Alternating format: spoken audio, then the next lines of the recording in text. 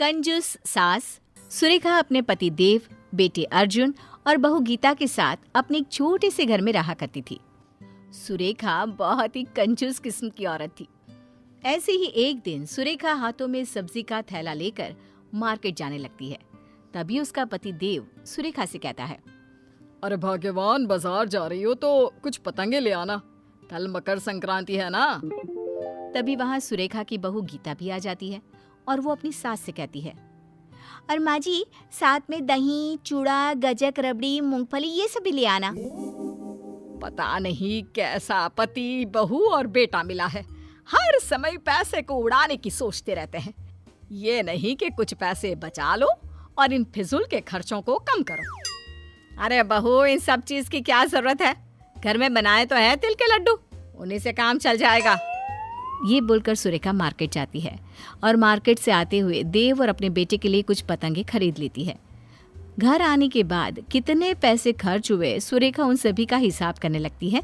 तभी अर्जुन वहां आता है। माँ, पापा ने आपको पतंग लाने को कहा था ना, उनमें से कुछ पतंग देना तो। मैं पापा के साथ ऊपर पतंग उड़ाने जा रहा हूँ। अरे पर बेटा, वो पतंग तो तेरे पापा ने मकर संक्रांति के लिए मंगवाई थी, इसलिए कल ही उड़ाना, आज रहने दे। माँ, आपकी ये कंजूसी करने की आदत कभी नहीं जाएगी। आप मुझे पतंग दो, कल के हम कल देख लेंगे। मार्केट में पतंग खत्म नहीं हुआ है, अगर कम पड़ेंगे तो हम और ले आएंगे। अर्जुन के बोलने पर ना चाहते हुए भी सुरेखा को पतंग देना पड़ता है और अर्जुन कुछ पतंग लेकर छत पर उड़ाने के लिए चला जाता है। थोड़ी देर बाद उनके दरवाजे पर उनकी पड़ोसन सुमित्रा आती है और सुमित्रा गीता के हाथ में कुछ तिल के लड्डू देती है, जिसके बाद गीता भी किचन में से कुछ तिल के लड्डू एक टिफिन में पैक करके सुमित्रा को देने के लिए जाने लगती है। तभी सुरेखा रसोई में आ जाती है और गीता के हाथों से टिफिन लेकर बोलती है, अरे बहू, ये क्या कर रही है? टिफिन भर के लड्डू देना जरूरी है क्या? अब सुरेखा टिफिन के सारे लड्डू निकालकर उसमें बस एक लड्डू रखकर टिफिन गीता को वापस कर देती है। आप ठीक है, ले आप जाकर ये टिफिन सुमित्रा को दे दे। पर माँ जी, उन्होंने हमें इतने सारे लड्डू दिए और हम उन्हें ये एक लड्डू देंगे, अच्छा थोड़ी ना लगेगा। अरे तो क्या हो गया, उनके घर में भी तो लड्डू बने हुए हैं ना।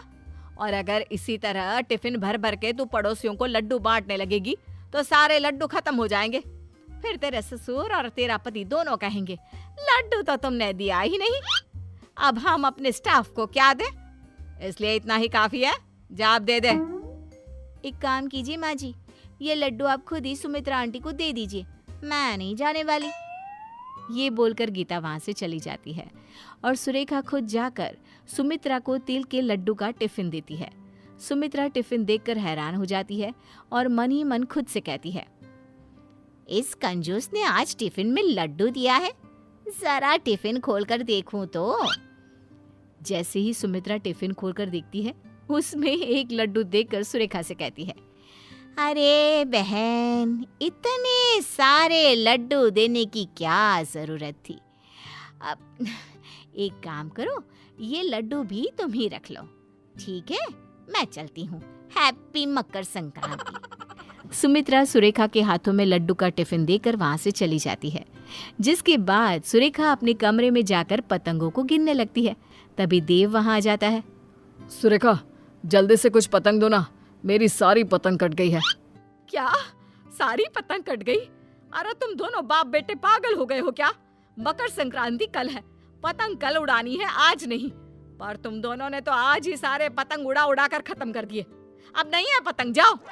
अरे भाग्यवान, तुम्हारी कंजूसी करने की आदत कब जाएगी? पतंग है तो पतंग लेकर ही आए हैं उड़ाने के लिए। हाँ तो पर कल उड़ाना ना पतंग। अब अर्जुन को भी नीचे बुला लो, खाना खाने का समय हो गया है वैसे भी। जिसके बाद सुरेखा के कहने पर देव अर्जुन के साथ नीचे आता है और सब खाना खाने बैठते हैं। खाना खाने के बाद गीता सबके लिए तिल के लड्डू लेकर आती है और सबको 2-2 तिल के लड्डू दे देती है। ये देखकर सुरेखा अपनी बहू से कहती है, अरे ये सारे लड्डू आज ही खत्म कर देगी क्या? पहले तो सुमित्रा के लिए इतने सारे लड्डू पैक कर दिए और अब सबको घर में बांट रही है। अरे मकर संक्रांति कल है, कल कुछ नहीं करेगी क्या? माँ जी, अभी बहुत सारे लड्डू बचे हुए हैं, अगर उनमें से कुछ खा भी लिए तो क्या फर्क पड़ेगा? अगर लड्डू कम पड़ गए तो तेरे ससुर जी और अर्जुन के ऑफिस में कहाँ से लड्डू जाएंगे? सोचा भी है तूने? अरे जानती है ना इन दोनों बाप बेटे को, मकर संक्रांति खत्म होते ही ऑफिस में सबको लड्डू बांटने का शौक है। माँ जी हद होती है कंजूसी की भी। ये बोलकर गीता वहां से अपने रूम में चली जाती है। सुरेखा भी मुंह बनाकर अपने कमरे में चली जाती है। अगले दिन मकर संक्रांति का दिन होता है। सब लोग जल्दी से नहा धोकर तैयार हो जाते हैं और मकर संक्रांति मनाने लगते हैं। कुछ देर बाद देव, अर्जुन और गीता पतंगबाजी के लिए तैयार हो जाते हैं, जिसके बाद गीता सुरेखा के पास जाती है और कहती है, माँ जी आज के लिए पतंग खरीदी थी ना, अब तो आप हमें पतंग दे सकती है ना, ताकि हम छत पर जाकर पतंगबाजी कर सके। हाँ हाँ देती हूँ। ये बोलकर सुरेखा पतंग लेने के लिए जाती है, जहाँ उसने अपने 2 पालतू तोतों को रखा होता है। उन तोतों को देखकर सुरेखा खुद से बोलती है, सबको पतंग उड़ाने की पड़ी है, पर कोई एक बार भी इन बेचारे पक्षियों के बारे में नहीं सोचता जो खुले आसमान में उड़ रहे होते हैं। पतंग उड़ाने की वजह से न जाने कितने पक्षी घायल हो जाते हैं और अपनी जान से हाथ धो बैठते हैं। पतंग उड़ाने के लिए सब पूरी तरह से तैयार हो जाते हैं और अपनी सेफ्टी भी कर लेते हैं ताकि उन्हें चोट ना लगे, पर पक्षियों के बारे में कोई नहीं सोचता। ये बोलकर सुरेखा सारे पतंग लाकर गीता को दे देती है। तभी वहां देव और अर्जुन आते हैं और कहते हैं, क्या कर रही हो गीता? हम कब से तुम्हारा छत पर इंतजार कर रहे हैं और तुम हो जो पतंग लेकर नीचे खड़ी हो। अच्छे से तैयारी कर लेना। हाँ हाँ भाग्यवान, पूरी तरह से तैयारी कर ली है, कुछ नहीं होगा हमें अब। चलो अब।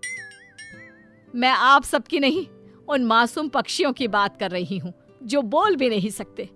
न जाने आज कितने मासूम पक्षी इन पतंग के मंझों से घायल हो जाएंगे। आप लोगों का क्या है, आप तो मजे कर लेंगे, पूरे दिन पतंग उड़ा लेंगे, पर जान से हाथ कौन गवाएगा? ये पक्षी, आप लोगों को एंजॉय करना है, पतंग उड़ाना है, जाओ जाओ भाई आप। सुरेखा की बातें सुनकर तीनों हैरानी से एक दूसरे को देखने लगते हैं और फिर पतंग नीचे रख देते हैं। गीता अपनी सास से कहती है, माँ जी आपने सही कहा, हमारी वजह से आज के दिन पता नहीं कितने निर्जीव पक्षी घायल हो जाते हैं, वो अपनी जान से हाथ गंवा बैठते हैं। आपने आज मेरी आंखें खोल दी। मैं आज ये पतंग नहीं उड़ाऊंगी, बाकियों को उड़ाना है तो उड़ा सकते हैं। सुरेखा, तुम भले ही कंजूस हो, पर आज तुमने हम सबको एक बहुत अच्छी सीख दी है, इसलिए आज से हम लोग भी पतंग नहीं उड़ाएंगे और ऐसे ही मकर संक्रांति मनाएंगे। सही कहा पापा, हम हमेशा अपना मज़ा पहले सोचते हैं, लेकिन कभी उस मज़े में किस तरह इन बेजुबानों को नुकसान पहुंचा रहे हैं वो नहीं सोचते। पर आज के बाद ऐसा नहीं होगा। जिसके बाद गीता, देव और अर्जुन पतंग नहीं उड़ाते और उसकी जगह परिवार के साथ समय बिताना, छत पर बैठकर दूसरे लोगों को देखना और पड़ोसियों के साथ गप्पे लगाना, गेम्स खेलना और इस तरह दिन का मज़ा लेना जारी रखते हैं।